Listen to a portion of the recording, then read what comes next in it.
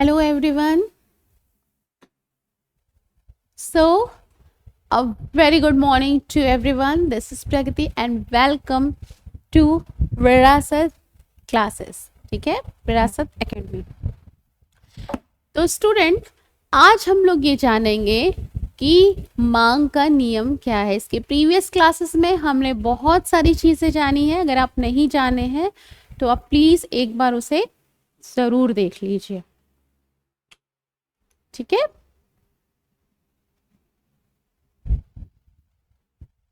So, once again, welcome to विरासत academy. This is प्रगति. और हम आपको बता रहे थे कि हमने प्रीवियस क्लासेस में क्या क्या लेक्चर्स कवर किए हैं. इस क्लास में आपको बेसिक टू एडवांस पढ़ाया जा रहा है. तो आप सभी से विनम्र निवेदन है कि आप सभी प्लीज़ सारे वीडियोस को ध्यान से देखें, समझें और अपने नोट्स को बनाएं. मैं यहाँ पे आपको बाई हैंड लिख करके बताती हूँ सो दैट कि आप मेरे साथ साथ खुद के भी नोट्स प्रिपेयर करते जाओ. इससे क्या होगा कि आपको एक लाइव क्लास का भी फील होगा और साथ ही साथ आप अच्छे से नोट्स को बना पाओगे. ठीक है. तो एक बार हम क्विक रिमाइंड करते हैं कि हमने लास्ट क्लास में क्या पढ़ा था. हमने लास्ट क्लास में पढ़ा कि जो हमारे काइंड्स ऑफ डिमांड है वो क्या है. उसके बाद हमने पढ़ा इन्फीरियर गुड्स, सुपीरियर गुड्स क्या है, क्रॉस डिमांड क्या है, और क्रॉस डिमांड के हमने डिफरेंट आपको बताया कि सब्स्टिट्यूट्स क्या है और कॉम्प्लीमेंट्री क्या है. ठीक है. आज की क्लास में हम पढ़ेंगे कि लॉ ऑफ डिमांड क्या है. ठीक. लॉ ऑफ डिमांड आप ऐसे समझो कि वस्तु की जो मांगी गई मात्रा है, ठीक है, क्वांटिटी डिमांड और आपका जो प्राइस है उसमें नेगेटिव रिलेशनशिप होता है. ठीक है. ये चीज़ें बताएंगे. हाँ, बिफोर स्टार्टिंग में आपको एक चीज़ पूछना चाहूँगी कि मैं चाहती हूँ कि आप सभी बच्चे जो भी आप हिंदी मीडियम के हो, सारे स्टूडेंट्स चाहे हिंदी मीडियम को हो चाहे इंग्लिश मीडियम से हो, आप दोनों ही लोग हमारी बात को समझें. अगर मेरी हिंदी थोड़ी ज़्यादा है तो प्लीज़ आप कमेंट करके बताएं. अगर इंग्लिश थोड़ी ज़्यादा हो रही है, आई थिंक मैं बहुत मिनिमल ही इंग्लिश का यूज़ करती हूँ जो कि टर्म्स आपको समझ में आ जाए. और अगर कुछ भी लैंग्वेज में कोई भी प्रॉब्लम है आप प्लीज़ मुझे कमेंट करके बताइए. लेकिन मेरे साथ साथ आप नोट्स को ज़रूर प्रिपेयर करते जाइए क्योंकि आपको यहाँ पे समझाया जा रहा है पूरा बेसिक से. ठीक है. तो चलिए हम स्टार्ट करते हैं कि लॉ ऑफ डिमांड क्या है. स्टार्ट करते हैं हम.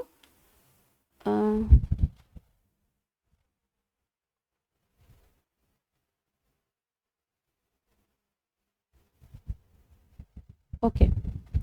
सो ये लास्ट लेक्चर पे हमने पढ़ा था. अब हम पढ़ेंगे लॉ ऑफ डिमांड. ठीक है. मांग का नियम. सभी बच्चे हेडिंग डालिए, मांग का नियम.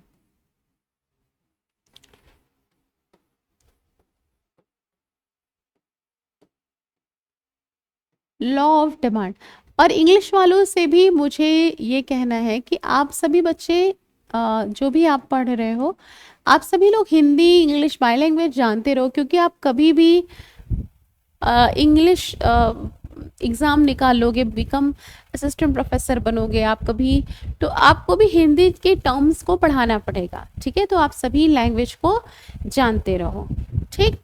और लॉ ऑफ डिमांड क्या कहता है कि अन्य बातें समान रहते हुए, फिर से हमने कई बार रिपीट किया कि अन्य बातें समान रहने का मतलब क्या है कि आपका उपभोक्ता की आय में अपरिवर्तन है और उसकी रुचि अपरिवर्तित है.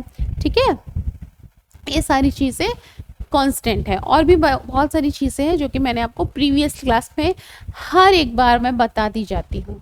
और अगर मैं बार बार वही सारी चीज़ें रिपीट करूँगी तो फिर आगे बढ़ने में बहुत ज़्यादा प्रॉब्लम हो जाएगा. ठीक है. तो आप अपनी चीज़ों को रिमाइंड करते रहिए. तो मैं एक और बता देती हूँ कि अन्य बातें समान रहते हुए किसी वस्तु की कीमत में वृद्धि होने पर उसकी मांगी गई मात्रा कम होती है. ठीक है. अन्य बातें समान रहते हुए आपको लिखिए, अन्य बातें समान रहते हुए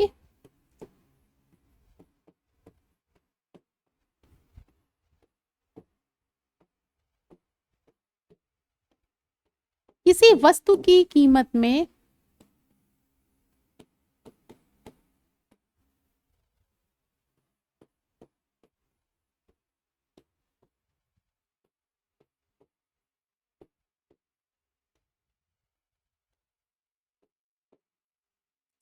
कमी वस्तु की मात्रा में वृद्धि, कमी से वस्तु की मात्रा में वस्तु की मांगी गई मात्रा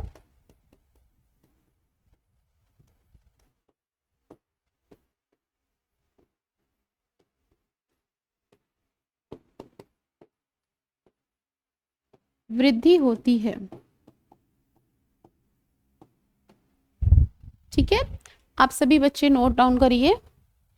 जब किसी वस्तु की कीमत में हम वृद्धि करते हैं, वृद्धि होने पर, या फिर आप इसे यहाँ पे किसी वस्तु की कीमत में कमी से या फिर ऑब्लिक करके वृद्धि से, ठीक है, होने पर वस्तु की मांग बढ़ती या घटती है। तो मांग की नियम, और मांग का नियम क्या बताता है कि वस्तु की कीमत और मांगी गई मात्रा में विपरीत संबंध है।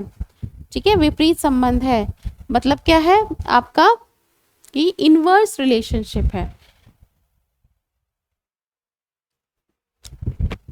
वस्तु की कीमत price of x and quantity demanded of x में क्या है, इनवर्स रिलेशनशिप है कि अगर हमारा प्राइस ऑफ एक्स बढ़ेगा तो हमारी जो क्वांटिटी डिमांडेड ऑफ एक्स कम होती है।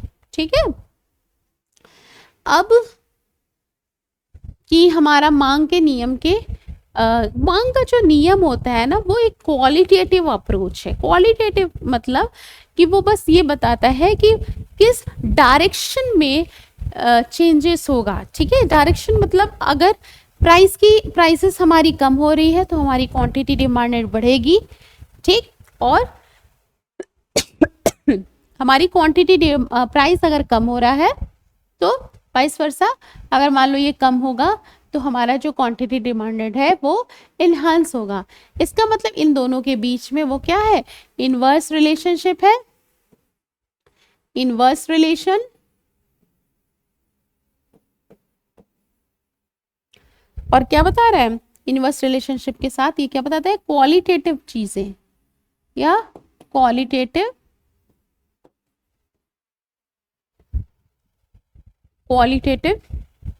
स्टेटमेंट है, स्टेटमेंट कह सकते हो। ठीक है, एक गुणात्मक कथन है।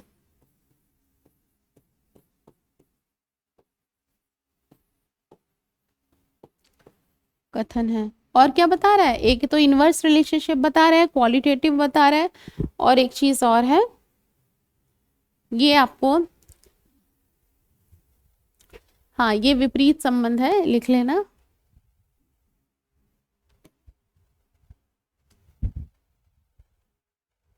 डायरेक्शन, सॉरी भाई मैं कह रही थी क्या मैं स्किप कर रही हूँ, डायरेक्शन मतलब दिशा। ये 3 पॉइंट आपका मांग का नियम बताता है। एक तो डायरेक्शन बताता है, इनवर्स रिलेशनशिप बताता है, क्वांटिटी डिमांडेड और price of x and quantity demanded, और एक क्वालिटेटिव स्टेटमेंट है। ये क्वालिटेटिव स्टेटमेंट है, समझ में आया आप सबको। अब इसमें एजम्पशंस होगा डिफरेंट, वही सेम एजम्पशंस आप लिखिए कि मांग के नियम के कुछ एजम्पशंस हैं। पहला क्या है, व्यक्ति की जो आय है, उपभोक्ता की आय समान होनी चाहिए। ठीक है, उपभोक्ता की रुचि या पसंद क्या होना चाहिए, समान होना चाहिए।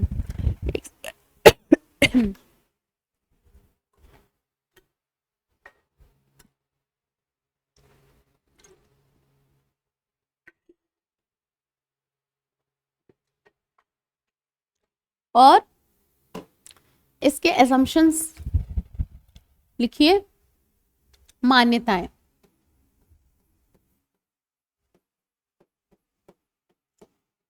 व्यक्ति की जो आय है वो समान रहे, उपभोक्ता की जो रुचि या पसंद है वो समान रहे, और वस्तुओं की जो कीमतें हैं वो भी समान रहे। ठीक है, ये सारी बातें समान होनी चाहिए। और क्या होनी चाहिए, ऐसा नहीं होना चाहिए कि किसी एक प्रीशियस वस्तु को अपने पास रखने से हमारा जो हम बहुत ही रिच लग रहे हैं। जैसे सपोज करो मोनालिसा की पेंटिंग, ऐसा तो म्यूजियम जो भी जहाँ भी रखी गई है, अगर मान लो कि कुछ एक पर्टिकुलर टाइप ऑफ पेंटिंग मैं अपने घर में लगा लूँ तो मुझे बहुत लोग रईस समझेंगे, ठीक है। तो उसमें क्या होगा कि हमारी जैसे जैसे उसकी प्राइस बढ़ेगी उसकी डिमांड बढ़ती जाएगी। क्यों बढ़ती जाएगी? क्योंकि हम ये मानेंगे कि पर्टिकुलर चीज़ को अपने पास रखने से हम बहुत ही एक वेबलन सा इफेक्ट आएगा। वो सारी चीज़ें मैं आपको बात नेक्स्ट क्लासेस में बताती रहूँगी। तो एक सिंपल सा है कि ऐसा कुछ नहीं होना चाहिए, ठीक है। दूसरी चीज़ आप ये कह सकते हो कि वस्तुओं की जो क्लोज सब्स्टिट्यूट है वो नहीं होना चाहिए। जैसे कि अगर मान लो कि हमारा जो पेप्सोडेंट, जैसे टूथपेस्ट हो गया, साबुन हो गया, ये सारी चीज़ों का क्या है, क्लोज सब्स्टिट्यूट है। अगर मान लो कि कोलगेट की प्राइसेस बहुत ज़्यादा बढ़ जा रही है तो हम पेप्सोडेंट यूज़ कर लेंगे, पेप्सोडेंट बढ़ जा रहा है तो हम नॉर्मल बहुत सस्ती सस्ती चीज़ है सिबाका का यूज़ कर लेंगे, ठीक है। तो अब कोलगेट के भी डिफरेंट क्या है कि कोई सॉल्ट वाला है, कोई कुछ होगा, मतलब आप लोग तो जानते ही होंगे। तो इसका मतलब क्या है कि बहुत बहुत क्लोज सब्स्टिट्यूट नहीं होना चाहिए, ठीक है। क्लोज सब्स्टिट्यूट का खोज नहीं होना चाहिए। तो मान्यता हम बहुत ही शॉर्ट फॉर्म में लिख रहे हैं। अब से मैं शॉर्ट फॉर्म का यूज़ करूँगी क्योंकि मैंने बहुत ही लीनियंट होके आपको बहुत सारा चीज़ मैंने लिखवाया है, ठीक है। तो पहला हम यहाँ पे नोट डाउन करेंगे कि जो वस्तु की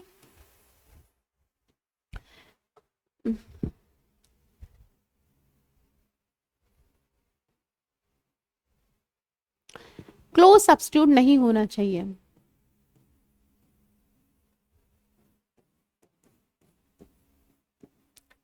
ना हो, ठीक है। दूसरा, उपभोक्ता की रुचि, आय समान रहे।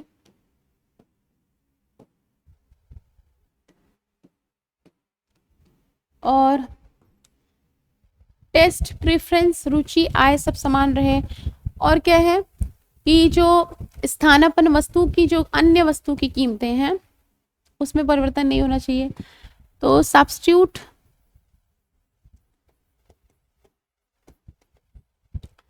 गुड्स का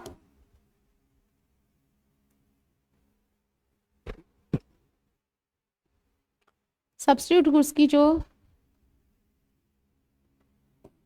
कीमत है परिवर्तित नहीं होनी चाहिए,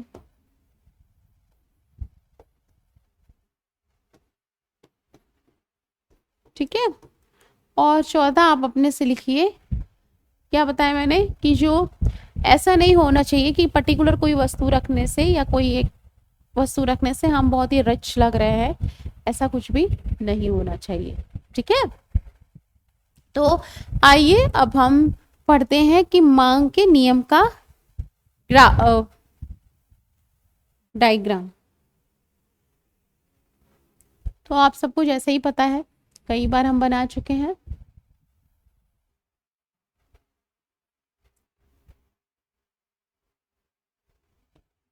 यहाँ पे हम लेंगे एक्स एक्सिस, ये हमारा वाई एक्सिस होगा, यहाँ ओ हम लिखेंगे और हम यहाँ पे बनाएंगे आपका डिमांड कर्व।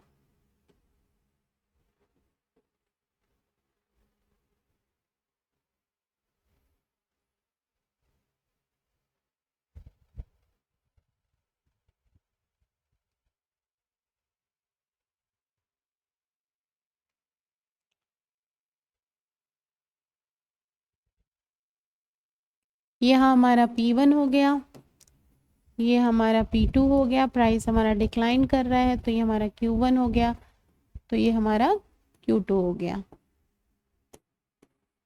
ठीक है। तो हमारी जो मांग का नियम है वो क्या बताता है, मांगी गई मात्रा और प्राइसेस में इनवर्स रिलेशनशिप की व्याख्या करता है, ठीक है। तो ये देख लिया।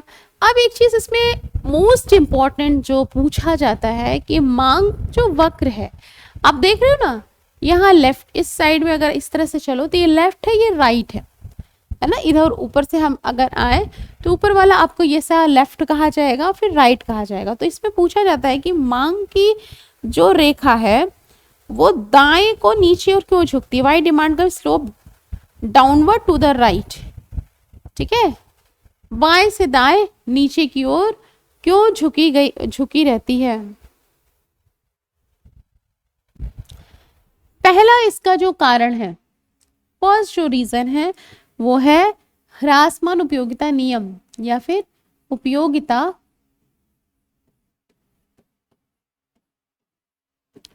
ह्रासमान नियम।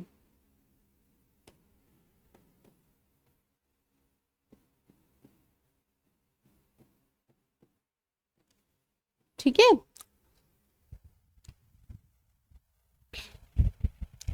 ओके। तो जो हमारी डिमांड कर्व है वो हमारा बाएं से दाएं नीचे की ओर क्यों झुका रहता है, या बाएं से दाएं ना करो तो ऐसे कहो दाईं ओर क्यों वो झुकी रहती है? तो सबसे पहला है उपयोगिता ह्रासमान नियम। दूसरा क्या है कि प्रतिस्थापन प्रभाव या फिर सब्स्टिट्यूशन इफेक्ट, प्रतिस्थापन प्रभाव।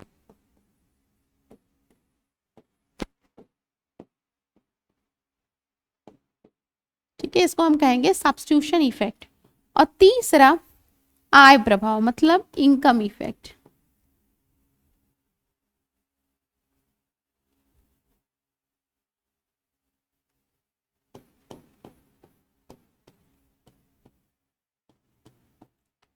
ठीक है, इसको उपयोगिता ह्रासमान नियम, diminishing marginal utility, diminishing marginal utility, substitution effect और यहाँ पे आएगा इनकम इफेक्ट। अब हम इसको वन बाय वन करके समझते हैं।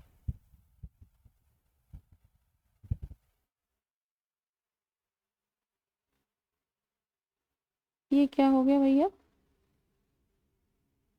ओके,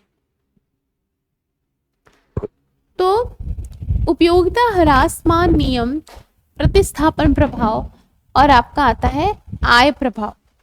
तो उपयोगिता ह्रासमान नियम, जैसे कि मैंने आपको पहले भी बताया था कि लॉ ऑफ डिमिनिशिंग यूटिलिटी के थ्रू आप ये जाने थे कि हमने आपको बताया था फर्स्ट, आई थिंक फर्स्ट या सेकंड लेक्चर में, आप देख लेना।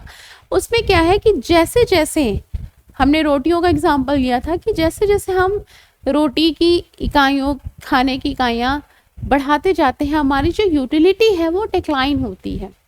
ठीक है, मार्जिनल यूटिलिटी डिक्लाइन हो रही है। तो इसमें आपको ये भी मैंने बताया था कि मार्जिनल यूटिलिटी कर्व से डिमांड कर्व कैसे निकालते हैं। तो सेम लॉ यहीं पे है कि जैसे जैसे हम किसी भी वस्तु या सेवा का अधिक से अधिक उपभोग करते हैं, कंजम्पशंस करते हैं, उससे मिलने वाली जो यूटिलिटी है वो डिक्लाइन होती है। दैट इज वाई हमारा जो डिमांड कर्व है वो दाईं ओर झुकती है। दूसरा क्या है? प्रतिस्थापन प्रभाव। प्रतिस्थापन क्या प्रभाव है कि अगर मान लो कि प्राइजेस ऑफ, वही टी हम ले लें, यहाँ पे प्राइजेस ऑफ टी ले लो और प्राइजेस ऑफ कॉफी ले लो। ठीक है, सपोज करो कि प्राइस ऑफ टी और क्या है कि हमारा प्राइस ऑफ कॉफी है। अगर मान लो कि अन्य वस्तु की कीमत अपरिवर्तित रहे, ठीक है, तो किसी वस्तु की कीमत गिरती है तो वह अन्य वस्तु की अपेक्षा सस्ती प्रतीत होने लगती है।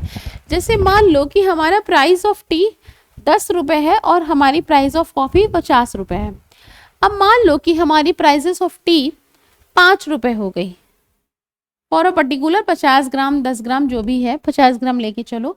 तो हमारी जब प्राइजेस ऑफ टी कम हो रही है तो हमारी कॉफ़ी ऑफ प्राइसेस जो है तो भी 50 रुपये रिमेन्स कांस्टेंट बनी हुई है। तो इसका मतलब क्या है कि जब हमारी वस्तु की जो कीमतें हैं वो गिरती हैं तो जो उसका जो सब्स्टिट्यूट है उसका प्राइस चेंजेस नहीं है। ठीक है, तो भी हमें लग रहा है कि हमारी जो चाय है वो सस्ती हो गई है, तो हम इसे और ज़्यादा स्टोर करके रख लें। तो इसका मतलब क्या है कि जब सब्स्टिट्यूट गुड्स का प्राइसेस है वो कांस्टेंट बना रहे और वस्तु की कीमतें जब घटती हैं तो प्रतिस्थापन प्रभाव के कारण जो मांग वक्र है वो नीचे की ओर झुकी रहती है। ठीक है, क्यों? क्योंकि देखो हमारा जब प्राइस OP1 है तो हमारी क्वांटिटी डिमांडेड OQ1 है। जब हमारी प्राइसेस कम हो जा रही है तो हम डिमांडेड बढ़ा दे रहे हैं। क्यों? क्योंकि ये प्रतिस्थापन प्रभाव भी है कि हमें आय की, हमें अन्य वस्तुओं की अपेक्षा हमें लग रहा है कि ये वस्तु सस्ती है। ठीक है, अब तीसरा यहाँ पे है आय प्रभाव। आय प्रभाव क्या है? आय प्रभाव मतलब इनकम इफेक्ट ये बता रहा है कि सपोज करो कि वस्तुएं सस्ती हो गई। इसको ऐसे समझो कि चाय पत्ती की कीमत 10 रुपए थी, अब हम जैसे मान लो कि मेरे पास कुल 60 रुपए है, ठीक है, और हम दो ही चीजों पे खर्च ही कर रहे हैं। तो हमने जब प्राइजेस ऑफ टी हमारी 10 रुपए है, ठीक, और कॉफी 50 रुपए है, हम खरीद लिए। अब अगर मान लो कि प्राइसेस ऑफ टी हमारी 5 रुपए हो गई, कॉफी हमारा रिमेन्स कांस्टेंट है, तो हमें लग रहा है कि अब हमारा 5 रुपए बच रहा है। ठीक है, अगर हमारी जो आय है वो 60 रुपए ही रहे, तो अब हम क्या करेंगे कि हमें लगेगा कि एक इकोनॉमिक्स में दो प्रकार का टर्म होता है, एक होता है रियल इनकम, एक होता है नॉमिनल इनकम, या फिर हाँ ठीक है, रियल इनकम, एक होता है आपका रियल इनकम और एक होता है आपका नॉमिनल इनकम। रियल इनकम और नॉमिनल इनकम क्या है कि रियल इनकम में हम प्राइस को ले लेते हैं, ठीक है, प्राइस से एडजस्टमेंट कर लेते हैं। जैसे मान लो कि हमारी नॉमिनल इनकम 60 रुपए है, ठीक, लेकिन अगर प्राइसेस हमारी कम हो रही हैं, क्या ये कुछ घटा है क्या? ओके, मिट गया है। हम यहाँ 10 रुपए लिए थे और आई थिंक यहाँ पे मैंने 5 रुपए लिया था। यस, तो अगर मान लो कि हमारी नॉमिनल इनकम 60 रुपए ही है, हमें दो ही वस्तु कॉफी और टी, ये टी है, टी और कॉफी हम खरीद रहे हैं, ठीक है। तो अगर मान लो कि हमारी जो चाय पत्ती है वो सस्ती हो गई, तो हमें लगेगा कि बीइंग अ कंज्यूमर हमें दो ही वस्तु तो खरीदना है, बचाना कुछ नहीं है, खाना सब कुछ है। इकोनॉमिक्स क्या है? एजम्पशन पे बेस्ड है। आप रियल लाइफ एग्जांपल से तब जोड़ो जब आपको नेसेसरी लगे, ठीक है। अभी क्या है कि हमें दो ही चीज पे खर्च करना है, तो हमें जब टी में टी हम की प्राइसेस जो है वो कम हो रही हैं, ठीक है, डिक्लाइन कर रहा है, तो हमें लगेगा कि हमारी जो रियल इनकम है वो इन्हांस हो गई, बढ़ गई, 5 रुपए बढ़ रहा है ना, तो हम क्या करेंगे कि हम और ज़्यादा कॉफ़ी की मात्रा, अरे टी की, चाय पत्ती की मात्रा खरीद लेंगे। तो इसका मतलब क्या है कि यहाँ पे हमारा आय प्रभाव का भी काम हो रहा है, ठीक है। तो आप इसको इस तरह से समझ सकते हैं कि किसी वस्तु की कीमत में कमी वास्तव में उपभोक्ता की आय में वृद्धि के समान होती है, ठीक है, इसे हम आय प्रभाव कहते हैं। तो लेकिन अगर मान लो कि जब हम अल्फ्रेड मार्शल का यूज करते हैं, तो अल्फ्रेड मार्शल की कीमत में केवल सब्स्टिट्यूशन इफेक्ट पे ही ध्यान देता है, वो आय प्रभाव को भुला देता है, ठीक है। तो ये चीजें हैं, समझ में आ गई। अब एक चीज आप लोग और देखिए, ये मांग का नियम हो गया, और ये रेखा क्यों झुकती है, ये हमेशा क्वेश्चंस पूछा जाता है कि ये दाईं ओर झुक रही है, इसके क्या क्या रीजंस हो सकते हैं। उपयुक्त ह्रासमान नियम ऑप्शन 2 में दे देगा आपका प्रतिस्थापन प्रभाव, ऑप्शन 3 में आपका दे देगा इनकम इफेक्ट, और ऑप्शन 4 दे देगा उपयुक्त चारों, ठीक है। तो आप लिखोगे अरे उपयुक्त तीनों, तो उपयुक्त तीनों है। कोई बहुत बच्चे क्या करते हैं, ये मार के चले जाते हैं, नहीं, आपको ये तीनों टिक करना है, मतलब तीनों सही है, ठीक है। लेकिन अगर पूछा मार्शल का, तो मार्शल में आय प्रभाव नहीं है, वो उपयुक्तता ह्रासमान नियम के ऊपर बेस्ड है, ठीक है। ये हो गया आपका ओके। सो अब हम ये पढ़ेंगे कि हमारी जो मांग का लोच, अब हम नया टॉपिक स्टार्ट करेंगे, इलास्टिसिटी ऑफ डिमांड। तो नेक्स्ट क्लास में हम पढ़ेंगे कि इलास्टिसिटी ऑफ डिमांड क्या है। वैसे मैं आपको इंट्रोडक्शन दे देती हूँ क्या है। मांग का नियम,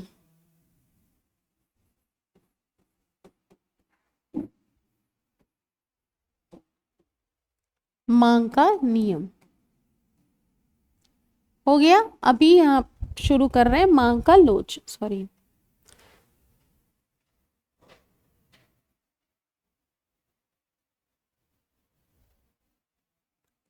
मांग का लोच या फिर elasticity of demand, elasticity of demand. Elasticity of demand क्या बताता है? जैसे हम मांग का नियम जब आपको बता रहे थे तो हमने ये जाना कि जो मांग का नियम है, ठीक है, जो लॉ ऑफ डिमांड है वो एक क्वालिटेटिव अप्रोच है। वो ये नहीं बताता कि 20% हमारा चेंज हुआ तो उसके फलस्वरूप हमारा जो क्वांटिटी डिमांडेड में से 20% का चेंज होगा या फिर 30% का होगा या फिर कोई चेंज नहीं होगा, ठीक है। तो जो इलास्टिसिटी ऑफ डिमांड है वो क्या बताता है? वो हमें मैग्नीट्यूड भी बताता है, ठीक है। तो ये क्वांटिटेटिव अप्रोच है, ये क्वांटिटेटिव स्टेटमेंट है, इसमें हम क्वांटिफाई करते हैं। ये क्वांटिटेटिव अप्रोच है या क्वांटिटेटिव क्वांटिफाई कर लेते हैं, ठीक। दूसरी ये चीज़ क्या बताता है? रेस्पॉन्सिवनेस, ये हमें रेस्पॉन्सिवनेस भी बताता है।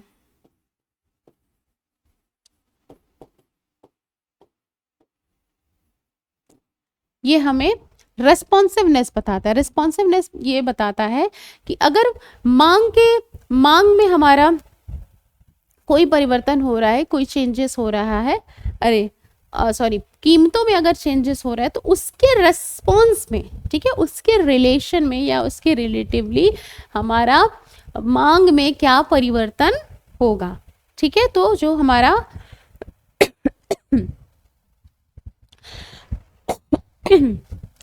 तो मांग का जो लोच होता है, इलास्टिसिटी ऑफ डिमांड, हमें कीमतों में परिवर्तन के फलस्वरूप मांगी जाने वाली मात्रा में परिवर्तन को दर्शाता है। अब हम लिखेंगे types of elasticity of demand. Basically जो क्वेश्चंस है वो इलास्टिसिटी ऑफ डिमांड के उस पे पूछा जाता है कि क्या टाइप्स है और किन वस्तुओं के लिए क्या होगा, और ये बहुत ही इंपॉर्टेंट टॉपिक है। तो हम इसको इस तरह से भी लिख सकते हैं मैथमेटिकल प्रेजेंटेशन में कि it shows the demand change in quantity demanded due to change in prices, ठीक है। तो इसको हम इस तरह से लिखेंगे, change in quantity change in prices due to change in quantity demanded। तो इसको इस तरह से लिखा जा सकता है dq on dp into p by Q। अब सिंस ये जो रिलेशनशिप है P और Q में वो इनवर्स रिलेशनशिप है, तो हम यहाँ निगेटिव साइन लगाते हैं और ये हमारा होता है इलास्टिसिटी ऑफ डिमांड। ये फॉर्मूला मस्ट बी नोटेड क्योंकि ये एग्जाम में पूछा जाता है। इलास्टिसिटी ऑफ डिमांड का फॉर्मूला है minus dq upon dp into p by q, ठीक। अब क्या है? Types of elasticity of demand. Types, तो टाइप्स में सबसे पहला है कि perfect elastic, perfect elastic demand. Perfect elastic का डिमांड का मतलब क्या है कि अगर मान लो कि प्राइसेस में हमारी कोई चेंजेस नहीं हो रही है, ठीक है, प्राइसेस में हमारी बहुत ज्यादा चेंजेस हो रही है, परफेक्ट इलास्टिक ना। तो आप यहां पे लिखोगे कि जब वस्तु के मूल्य में परिवर्तन नहीं होने पर,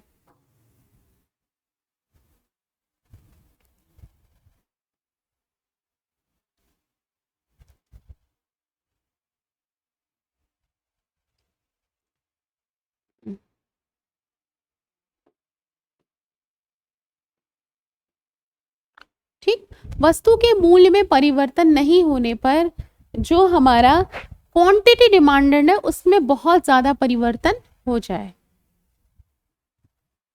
जैसे यहाँ P और यहाँ पे क्वांट है,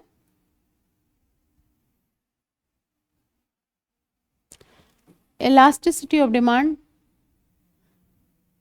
इन्फिनेटिव, मतलब कि यहाँ पे जो प्राइसेस है उसमें चेंजेस नहीं हो रही है। देखो प्राइसेस हमारी OP1 रिमेन्स कांस्टेंट यहाँ बनी हुई है, OP बना हुआ है, लेकिन उसी पे हमने क्या क्या माना, ये डिफरेंट डिफरेंट हमने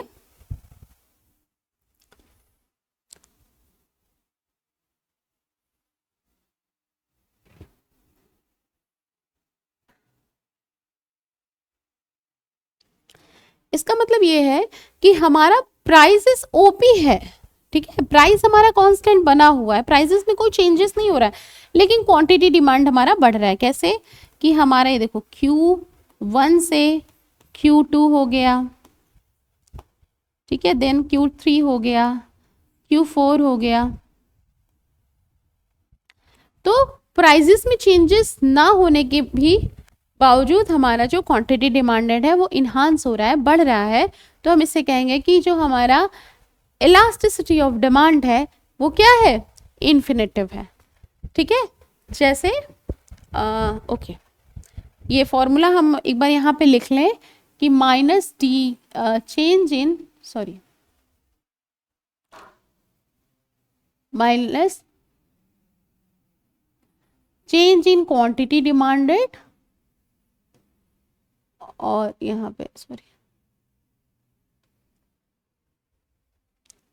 equal to change in quantity demanded लिखो, माइनस मत लिखो, चेंज इन प्राइसेस, ठीक है। तो चेंज इन क्वांटिटी डिमांडेड आपका क्या हो जाएगा, change in quantity demanded change in price, तो प्राइस में कोई चेंज नहीं हुआ और क्वांटिटी डिमांड में कुछ मान लो 1 2 जो भी परसेंटेज का चेंज हो रहा हो, ठीक है।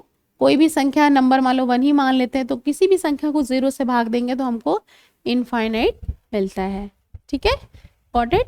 तो ये हो गया आपका perfect elastic.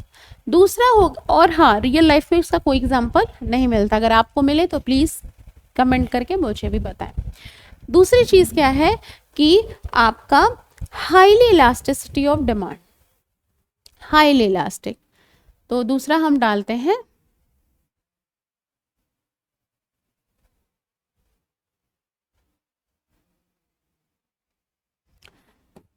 Highly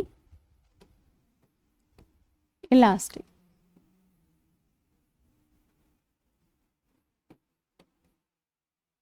highly elastic में क्या हो जाएगा कि जो हमारा डिमांड कर्व है वो आपका ऐसे है,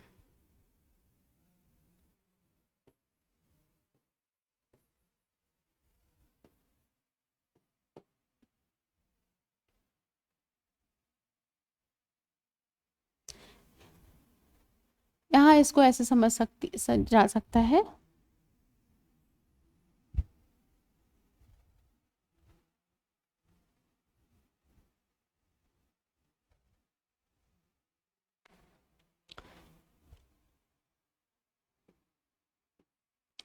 प्राइस हमारा P से P1 हुआ, मतलब डिक्लाइन हुआ इतना सा, लेकिन जो उसके रेस्पॉन्स में जो क्वांटिटी डिमांडेड है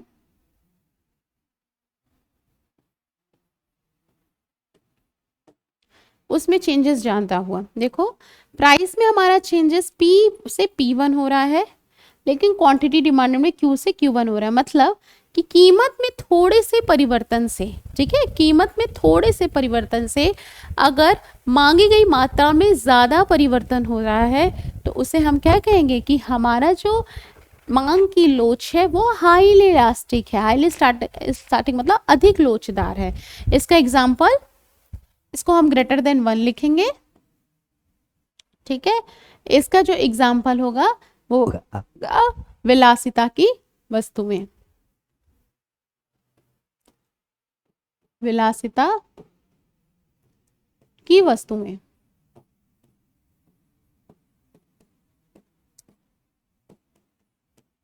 ठीक है। तो आप यहाँ पे नोट करिए कि जो हमारा विलासिता की वस्तुएं होती है उनका इकाई से अधिक लोचदार होगा, जैसे मान लो कि मोटर कार हो गया, ये सारी चीजें, ठीक। अब दूसरी चीज क्या आती है आपकी कि हमारा परफेक्टली इलास्टिक। परफेक्टली इलास्टिक में आप एक चीज हाँ यहाँ नोट करना कि यहाँ पे हमारा प्राइजेस है और यहाँ पे हमारा क्या है, क्वांटिटी डिमांड है,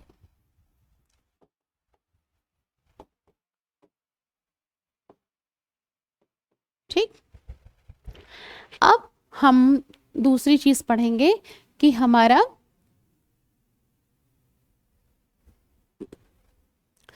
परफेक्ट इलास्टिक, परफेक्ट इलास्टिक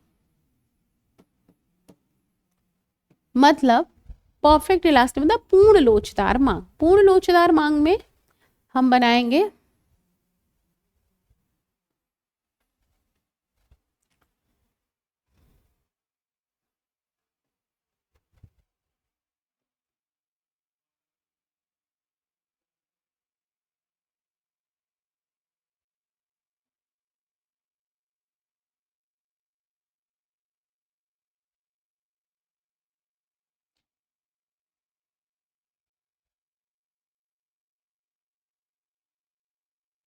इसमें जितना प्राइजेस में चेंज होगा उसके रिस्पॉन्स में क्वांटिटी डिमांडेड में भी लगभग उतना ही चेंज होता है।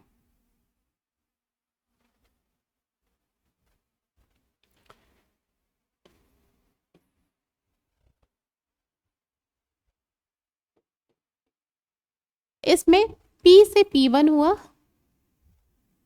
प्राइजेस में इतना चेंज हुआ है, क्वांटिटी डिमांडेड में भी लगभग हम मान लेते हैं Q से Q1 होगा। ठीक है, लगभग थोड़ा सा है तो ये थोड़ा सा आप कर्व को और इधर कर सकते हैं, ये आप थोड़ा सा इधर बना दीजिए तो ये थोड़ा सा आपका इधर से चला जाएगा। ठीक है, तो इसमें क्या होता है कि प्राइस में जितना चेंज होता है उतना ही हमारा क्वांटिटी डिमांडेड में चेंज होता है। इसके लिए एग्जांपल हम नॉर्मल गुड्स का दे सकते हैं, आवश्यक वस्तुएं, कि अगर उनके प्राइसेस में 10% का चेंज होगा तो उनके क्वांटिटी डिमांडेड में भी 10% का चेंजेस होता है। ठीक है, तो आज की क्लास में हम इतना ही समअप करते हैं। तो आज हमने पढ़ा कि डिमांड, लॉ ऑफ डिमांड के साथ हमने पढ़ा कि इलास्टिसिटी ऑफ डिमांड क्या है। कल हम इसे फिर से कंटिन्यू करेंगे। Thank you so much. तब तक आप रिवाइज करते रहें और अपने नोट्स को बना के अपने एग्ज़ाम की प्रिपरेशन करें। Thank you.